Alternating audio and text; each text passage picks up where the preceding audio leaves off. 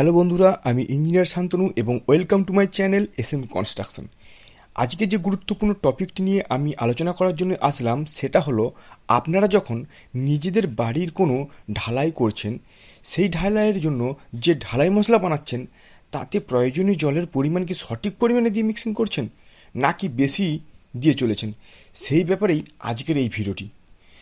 জল একটি গুরুত্বপূর্ণ উপাদান ঢালাই মশলার জন্য।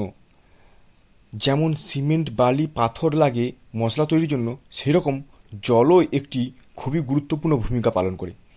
আজকের ভিডিওটি সেই জল নিয়েই, কতটা পরিমাণ জল মেশানো দরকার আপনার কংক্রিট মশলাতে, সেটা নিয়ে আজকের ভিডিওটি শুরু করার আগে বলি, প্লিজ আমার এই চ্যানেলটিকে সাবস্ক্রাইব করুন, লাইক কমেন্ট করুন, যদি কোনো মন্তব্য থাকে বলুন, আর পাশে থাকা বেল আইকনটি ক্লিক করুন যাতে ভিডিও যখনই দেব দ্রুত আপনার কাছে নোটিফিকেশনটি পৌঁছে যায়।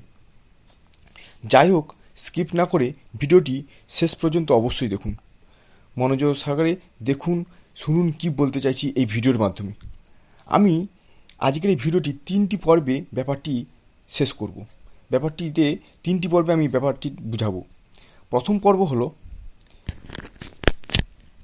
একটা ইঞ্জিনিয়ারিং টার্ম আছে যেটা হলো ওয়াটার সিমেন্ট রেশিও, মানে কত ভাগ সিমেন্টের জন্য কতটা জল মেশাবো, সেই একটা ব্যাপার, যাতে সঠিক সিমেন্ট পেস্ট তৈরি করে ওই মশলার গুণগত মান সঠিক রাখা যায়। আমরা যে বাড়ির কাজে নর্মালি কংক্রিট ব্যবহার করি তা হলো M20 গ্রেডের কংক্রিট, অর্থাৎ 1 ভাগ সিমেন্ট, 1.5 ভাগ বালি, 1.5 আর 3 ভাগ পাথর, এই একটা রেশিওতে আমরা মশলা তৈরি করি। এবং আইএস কোড অনুযায়ী M20 গ্রেডের কংক্রিটের জন্য ওয়াটার সিমেন্ট ভ্যালু নর্মালি 0.6 রাখা হয়। তাহলেই সহজেই আমরা একটা ক্যালকুলেশন করতে পারি এখান থেকে, যে ভলিউম অফ ওয়াটার কত সেটা বের করতে পারি। মানে যদি ওয়াটার সিমেন্ট রেশিও যদি 0.6 হয়, তবে ভলিউম অফ ওয়াটার কী হবে, 0.6 ইন্টু ওয়েট অফ সিমেন্ট। অতএব ভলিউম অফ ওয়াটার সমান 0.6 into 50 KG. Weight of cement যেখানে বলা আছে 1 বস্তা সিমেন্ট, তার ওজন হচ্ছে 50 কেজি, তাই এখানে ভ্যালুটা 50 কেজি বসানো হলো। অর্থাৎ ভলিউম অফ ওয়াটার এখান থেকে কত পাবো না, 30 লিটার। সুতরাং আমরা 1 ব্যাগ সিমেন্টের জন্য কত লিটার জল ইউজ করব না, 30 লিটার। এখন ধরা যাক আপনার বাড়ির ছাদে ঢালাই হচ্ছে, আর আপনি মিস্ত্রিকে কন্ট্যাক্ট দিয়েছেন ঢালাই করার জন্য। মিস্ত্রি তো যেন তেন প্রকারে ঢালাই শেষ করে হিসাব নিকাশ বুঝে চলে যাবে। এখন ওই কাজে যে মিক্সার মেশিন চালাচ্ছে, সে যদি ওই 1 বস্তার সিমেন্টেতে যদি 30 লিটারের জায়গায় 35 লিটার বা 40 লিটার জল ইউজ করে ফেলে, তাহলে মশলা কেমন হয় সেটা তো বুঝতে পারছেন। মশলা হবে নরম পাতলা জলের মতন। কারণ অনেক সময় কি হয়, ছাদের উপর থেকে যেসব মিস্ত্রিরা ফিনিশিং করছে, মানে যারা পাটা ধরছে, ভাইব্রেটর মারছে, তারা কি করে, অনেক সময় তাদের মনে হয় যদি যে মশলাটা শক্ত বা টাইট হয়ে গেছে, তখন বা কাজ করতে অসুবিধা হচ্ছে, তখন কি হয়, উপর থেকে নির্দেশ দেয় যে মশলাটা নরম করতে। স্বাভাবিকভাবেই কি হয়, ওই মিক্সচার ড্রাইভার সে হুড়মুড়িয়ে জল ঢেলে একেবারে জলের মতন পাতলা করে দেয়। কারণ ওই মিক্সার ড্রাইভারকে কেউ গাইড করার মতন কেউ নেই, কত পরিমাণ জল আমাকে ঢালতে হবে তবে সঠিক মশলাটা তৈরি হবে। আর আপনিও ভাবেন যে ওরা অনেক দিন ধরে কাজ করছে, বিভিন্ন রকম বাড়ি বানাচ্ছে, বিভিন্ন রকম বাড়ি ঢালছে, তাদের অভিজ্ঞতা আছে, সেই অভিজ্ঞতাকে কাজে লাগিয়ে ওরা হয়তো ঢালছে। এতে যারা ছাদের উপর কাজ করছে তারাও খুশি হয়, কারণ ভাইব্রেটর কষ্ট করে মারতে হচ্ছে না, পাটা ভালোভাবে পেটাতে হচ্ছে না, সহজেই বিম স্ল্যাব দ্রুত ভরে যাচ্ছে, আর উপর একটা ফিনিশিং সুন্দরভাবে করে চলছে। তাতে কি হচ্ছে, আপনার বাড়ির কাজ দেখে আপনি ভাবছেন ফিনিশিং দারুণ হয়েছে, খুব খুশি আপনি। তখন ওই অতিরিক্ত জল ইউজ করা যে হলো, তার ফলে আপনার যে বাড়ির যে অংশটি ঢালাই হলো, সেই অংশটিতে কিন্তু কয়েকটা মারাত্মক ক্ষতির সম্মুখীন আপনার বাড়ির বাড়ির অংশটি হলো। এবং এই মারাত্মক যে ক্ষতি কী কী হতে পারে সেটা আমি দ্বিতীয় পর্বে আলোচনা করছি। এই দ্বিতীয় পর্বে আমি স্ক্রিনে দেখতে পাচ্ছেন যে ওয়াটার এক্সেস ইউজ করার জন্য কি কি এফেক্ট বা প্রবলেম আসতে পারে, এবং এইগুলিকেই এই ডিটেলসেই আমি বোঝানোর চেষ্টা করছি। প্রবলেম 1, 1 নম্বর, 2 নম্বর, 3 নম্বর করে আমি বোঝাতে যাচ্ছি। প্রবলেম 1, 1 নম্বর সমস্যা। ব্যাপারটা হলো, ঢালাই মশলার মধ্যে যত অতিরিক্ত জল মেশাবো তত তার স্ট্রেংথ কমে যায়। এটা কিন্তু আপনাদের জানা নেই কারণ স্ট্রেংথ ওয়াটার সিমেন্ট রেশিওর সাথে ব্যস্তানুপাতিক। এই রিলেশন থেকেই সহজেই বোঝা যাচ্ছে যে ওয়াটার সিমেন্ট রেশিওর ওয়াটারটাকে মানে জলটাকে যত পরিমাণ বাড়াবো ঢালাইয়ের স্ট্রেংথ তত পরিমাণ কমে যায়।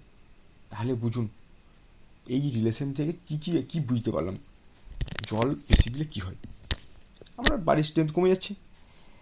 এবার আসা যাক দ্বিতীয় নম্বর প্রবলেম নম্বর 2। 2 নম্বর সমস্যা হলো হানিকম দেখা দেয়।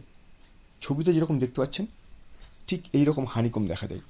যখন নরম মশলা বিম বা স্ল্যাবে ঢালা হয় তখন দেখা যায় পাথর নিচে চলে আসে, তারপর বালি উপরে পাথরের উপর থাকে, তার উপরে থাকে একদম উপরের দিকে সিমেন্ট স্ল্যারি এর একটা স্তর থাকে।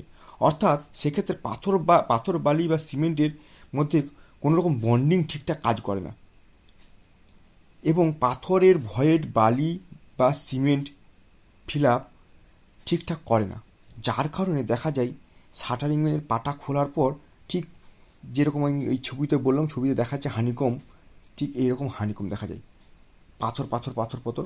এবং ওই স্ট্রাকচারটির মধ্যে যে রডটা থাকে, রডের মধ্যে ওই কংক্রিটিংয়ের যে মশলাটা ছিল সেটারও বন্ডিং হয় না। অর্থাৎ সেটা আস্তে আস্তে আস্তে সেটা নিজস্ব মানে একটা সেপারেট হতে থাকে কংক্রিটের থেকে, আর ওই স্ট্রাকচারটা তো ভঙ্গুর হয় এবং তার স্ট্রেংথও লস হয়ে যায়। এবার আসা যাক 3 নম্বর প্রবলেম। 3 নম্বর প্রবলেম হলো পারমিয়েবিলিটি অকার্স, যেটা আমি এখানে দেখাচ্ছি। অর্থাৎ কি হয়, এখানে ব্যাপারটা বোঝাতে যাচ্ছি সেটা হলো, নর্মালি কংক্রিট একটা নন পারমিয়েবিলিটি, অর্থাৎ কংক্রিটের মধ্যে ঢালাই হওয়ার পর তার মধ্যে জল বাতাস সহজে যেতে পারে না।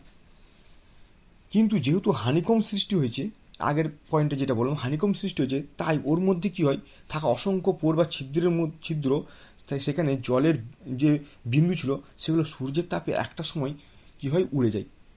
তখন কি হয়, ওই ফাঁকা ভয়েড ছিদ্রগুলির একটা সূক্ষ্ম নালীর পথ তৈরি করে ভেতরে থাকা স্টিল বারগুলির সঙ্গে সংস্পর্শের একটা পথ তৈরি করে, এবং পরবর্তীতে বাইরে থেকে হাওয়া বাতাস জল ওই পথ ধরে স্টিল বারগুলির সংস্পর্শে আসে।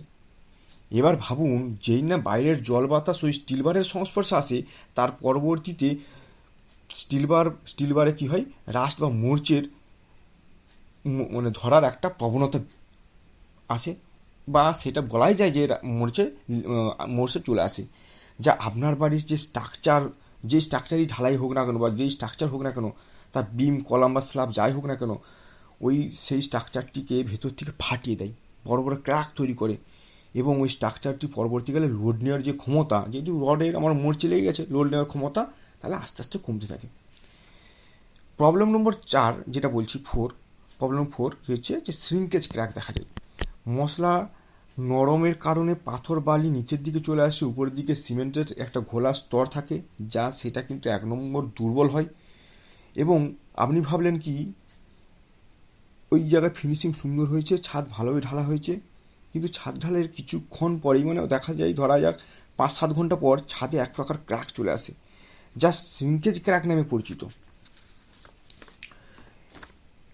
এটা আসার কারণ হলো, ওই উপরের স্তরে যে সূর্যের তাপ আসে, তাপটা পড়ে, তখন সিমেন্ট খোলার জমাট বাঁধার পর ওই অংশ থেকে জল বাষ্পীভূত হয়ে উড়ে যাওয়ার চেষ্টা করে, এবং ওই যে সময় সিমেন্টটা যতক্ষণ জমতে থাকে তখন শ্রিঙ্কেজ হতে থাকে।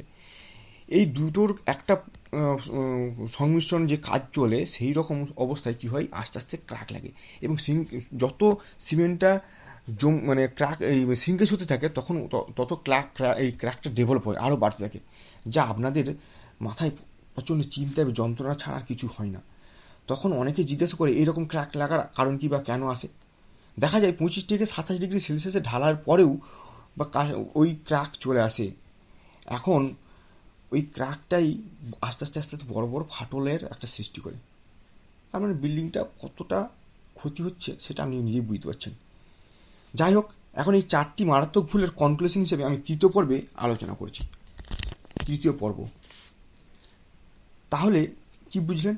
জল অতিরিক্ত মেশাচ্ছেন, ফলে কংক্রিটের স্ট্রেংথ কমছে, হানিকম দেখা যাচ্ছে, স্ট্রাকচারে পারমিনেন্ট হয়ে যাচ্ছে, অর্থাৎ সূক্ষ্ম সূক্ষ্ম ছিদ্র দ্বারা জল বাতাস রডের সংস্পর্শে এসে মরচে সৃষ্টি করছে, শ্রিঙ্কেজ ক্র্যাক তৈরি করছে। এই যে 4টি প্রধান সমস্যার জন্য এটা বলতে পারি, তাহলে বিল্ডিংয়ের ওভারঅল ডিউরেবিলিটি সেটা লস হচ্ছে, অর্থাৎ আপনার বিল্ডিংটির ওভারঅল স্ট্রেংথ ও মানে লোড নেওয়ার ক্ষমতা সেটা কমে যাচ্ছে, স্টেবিলিটি কমে যাচ্ছে। তাই আপনাদের বলি, যারা বাড়ি বানাচ্ছেন বা বাড়ি বানাবেন বলে ভাবছেন, একটু সচেতন হন, সঠিকভাবে ঢালাই করুন। যতই ঠিক রেশিও ঢালাই করুন না কেন, এই জলের ব্যাপারটা যদি মাথায় না রাখেন, তাহলে বাড়িটি যে কী হবে তা এই ভিডিওটি দেখেই বুঝতে পারছেন। তাই অযথা মিস্ত্রিদের কথায় কান দেবেন না, ইঞ্জিনিয়ারদের পরামর্শ নিন, সঠিকভাবে কাজ করুন আপনার বাড়ির জন্য। এতে আপনার অর্থ তো বাঁচবে এবং চিন্তার থেকেও মুক্ত থাকবেন। যাই হোক, ভিডিওটি আর বড় করলাম না। ভিডিওটি কেমন লাগলো তা অবশ্যই জানাবেন। শেষ করার আগে আবার বলি, এইরকম গুরুত্বপূর্ণ ভিডিও পেতে আজই আমার চ্যানেলটিকে সাবস্ক্রাইব করুন এবং পাশে থাকা বেল আইকনটিকে ক্লিক করুন, যাতে যখনই পরবর্তী ভিডিও ছাড়বো সহজে নোটিফিকেশন আপনার কাছে পৌঁছে যায়। এখন এই পর্যন্ত, পরবর্তী ভিডিও আসা পর্যন্ত ততদিনে আপনারা সকলেই সুস্থ থাকুন এবং ভালো থাকুন। ভিডিওটি দেখার জন্য অসংখ্য ধন্যবাদ। টাটা।